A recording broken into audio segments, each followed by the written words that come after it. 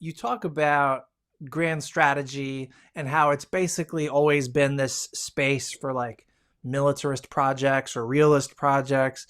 And you note in particular how US grand strategy has made a profound impact on the world, for better and for worse.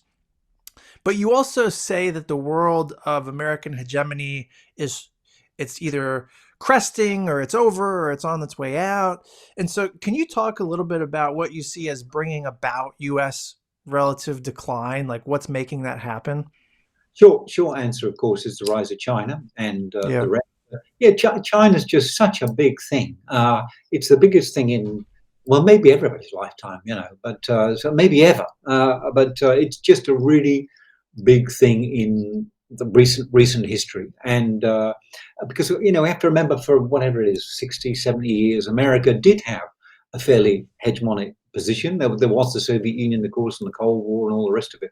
But America did exert a huge influence over large parts of the world, either directly or indirectly, as a consequence of its institutionalized presence around the world. And that wasn't all bad, it has to be said, because as I mentioned, the European Union came out of American geopolitical ambitions after the Second World War, and that, in my view, was no bad thing. And so there was some, and it could have been worse. I mean, I'd sooner see American hegemony than Nazi Germany hegemony, for example. That might have been less attractive. So it's all kind of relative. But I think it's coming to an end now because the rise of China is just such a formidable kind of thing, and there won't be that possibility for hegemonic dominance that once existed for the United States, I don't think. And I think the problems domestically for the United States. I mean, this is my view as an outsider, but it just looks like an absolute shit show from a distance in Yeah. terms of the domestic politics, the domestic priorities, the inability to be able to do pretty basic stuff. In America, I mean, America's the richest country in the world still, unless I'm lagging behind the times. But I mean, the basic infrastructure, roads, bridges falling down, healthcare systems absolutely pitiful. If you happen to be poor in America, I mean, as a sort of indicator of good public policy. I mean, no wonder some people are looking to China with admiration and thinking, because at least uh, most of the indicators are still pointing upwards in terms of development and those kinds of things. The long-term Mhm. trajectory might be not too encouraging because it's probably likely to end in tears. But at the moment, and that's all policymakers seem to give a stuff about, basically, at the moment, the indicators in China are comparatively favorable. So even at the level of kind of role models and ideational influence and soft power, as Mr.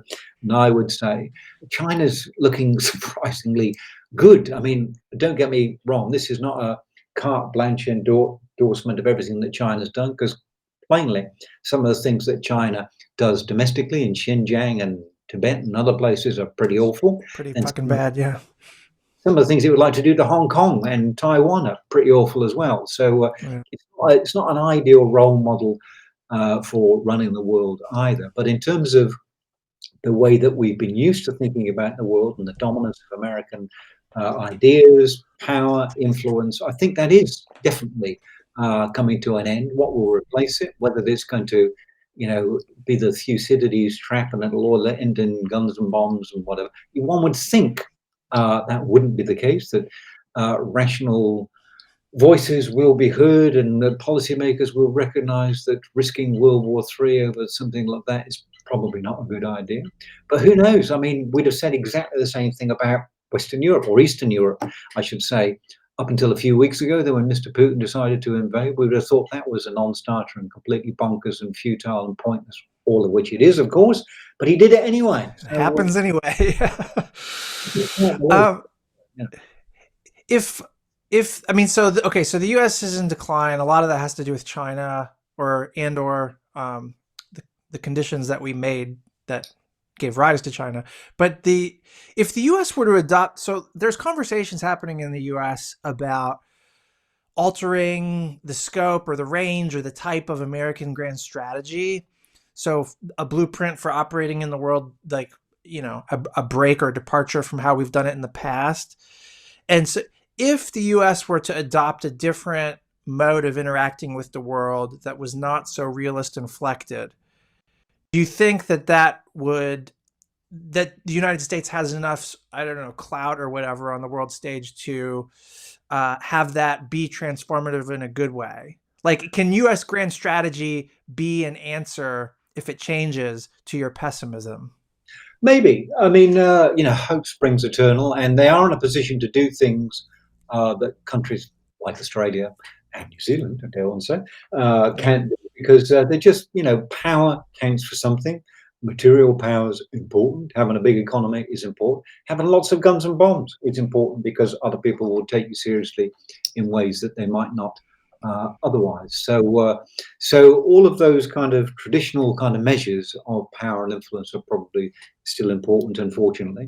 But I mean, I think the United States does have a capacity to have a kind of an informed, uh, reflective debate domestically and to think about. And there's some very smart people in the United States who have interesting ideas. Often they don't get much of a look in policy making terms, but I yeah, think it's dawning on people in the States that they won't ever have that kind of, certainly they're not going to have a unipolar moment, but they might not have anything like the kind of hegemonic influence that they once had either. So recognizing that, people have talked about the kind of G2, America and China getting together, recognizing that neither of them can be entirely dominant. Both of them are going to have a much greater influence than many of the other countries around the world. And maybe they could do something useful with that. My suggestion, this is going to get nowhere either, but my suggestion would be the United States and China recognize the uniquely powerful position they're both in, recognize the importance of climate change, recognize the futility of spending endless amounts of money on new guns and bombs and super duper missiles, because, worst case scenario, we'll never get to use them. They're just a colossal waste of money. Best case, we get to use them, blow ourselves to the shit house. So either of those two trajectories are not exactly encouraging. So what they do instead is they recognize this and agree to immediately institute a major arms reduction agreement because of the futility of wasting all this money. And they use the money they save on reconstructing their own economies along sustainable environmental lines. And if they're feeling extremely altruistic and wanting to spread soft power and goodwill around the world, they dole out a bit of money to other places. And I've also suggested recently to bemused reception that China, if they wanted to demonstrate their bona fides as an effective world citizen, might, because they've got an oversupply of housing in China famously now, so they could send out armies of these house builders, send them to Syria, rebuild some of the places they've been, not the Chinese, but we've all been instrumental in blowing up for the last 10 or 20 years. There's plenty yeah, of good and useful work to be done around the world. The Chinese are very good at building infrastructure. Let's do something useful. We can be able to rebuild Ukraine pretty soon as well. So it's not going to be very good for CO2 emissions, but it's going to be very appreciated by the Ukrainians and the Syrians too. And but that's, if I can digress just briefly on that. I mean, mm-hmm. that's kind of interesting as well, because we're all thrilled and excited that the Poles and the Latvians and whoever have been taking in refugees from Ukraine. But and good on them. That's absolutely fantastic, and it's triumph of the human spirit and all the rest Yeah, of it. However, it didn't have the same attitude towards the poor old Syrians, because we've been blowing them up for years and years, and nobody wanted to take them in, and in fact physically rebuff them when they turned up on their doorstep. So yep, there's a bit of uh, tribalism, racism, just the problems are formidable. And if you're at the bottom of the kind of food chain when it comes to international concern, then things are still pretty grim. And, if we're going to start rebuilding anywhere, I'd say start with Syria first, personally, because everybody had to go at blowing up the poor old Syrians, even the Australians bombed Syria. I don't know quite why. I still find that a bit unfathomable, but I think it was because we were doing our duty for the Americans, and they asked yeah. thought it probably a good idea. So.